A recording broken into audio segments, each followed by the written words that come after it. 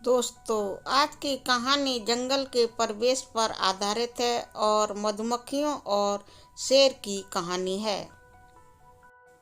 इस कहानी में शेर ने रानी मधुमक्खी का अपमान कर डाला, तो फिर सारी मधुमक्खियों ने मिलकर अपनी रानी मक्खी के अपमान का बदला शेर से लिया।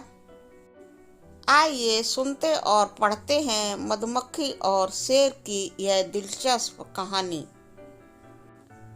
शेर और मधुमक्खी की कहानी, lion and honey bee story in Hindi.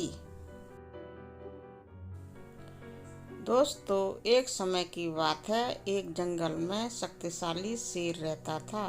शेर की गुफा के पास ही मधुमक्खियों का छत्ता था।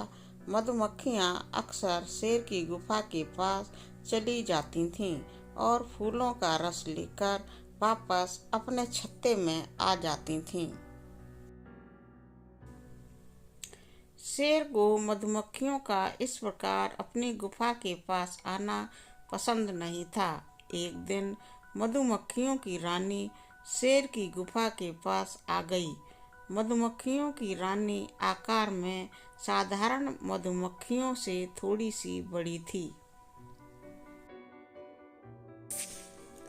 मधुमक्खियों की रानी को देखकर शेर बहुत नाराज हुआ और उसने जोर से आवाज देकर मधुमक्खियों की रानी को बुलाया और चिल्लाते हुए बोला, तुम लोग दिन भर मेरी गुफा के सामने मंडराते रहते हो। अब अगर तुम या कोई भी मधुमक्खी मुझे दोबारा इधर की तरफ दिखे तो मैं तुम्हें मार डालूंगा। शेर की बात सुनकर मधुमक्खियों की रानी बोली, शेर महाराज, मैं मधुमक्खियों की रानी हूँ। हम तो जंगल के फूलों का रस लेने आते हैं और फूलों का रस ले जाकर शहद बनाते हैं। इन फूलों पर तो सभी का हक है। मधुमक्खियों की रानी की बात सुनकर शेर और नाराज हो गया और बोला, अरे तुम तो एक छत्ते में रहने वाली कुछ मधुमक्खियों की रानी हो और मैं तो इस पूरे जंगल का राजा हूँ। तुम जब भी आती हो तो मुझे प्रणाम किया करो, अन्यथा मैं तुम्हें मसल कर रख दूंगा। शेर की इस तरह की बातें सुनकर मधुमक्खियों की रानी अपने आप को अपमानित महसूस कर रही थी और अपने छत्ते में जाकर उसने दूसरी मधुमक्खियों को पूरी बात बतलाई। अपनी रानी की इस बेइज्जती से सभी मधुमक्खियां बहुत अधिक क्रोधित हुईं और अब सभी मधुमक्खियां शेर से बदला लेना चाहती थीं।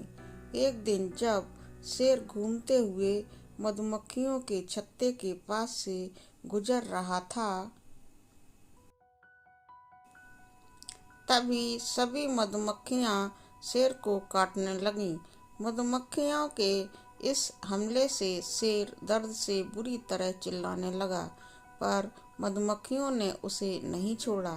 शेर समझ गया था कि मधुमक्खियां अपना बदला ले रही हैं। अब वह किसी भी तरह से अपनी जान बचाना चाहता था। शेर वहां से भागता है, परंतु मधुमक्खियों ने उसका पीछा नहीं छोड़ा। शेर भागता भागता एक नदी में कूद जाता है। शेर के नदी में कूदने के बाद ही मधुमक्खियों ने उसका पीछा छोड़ा।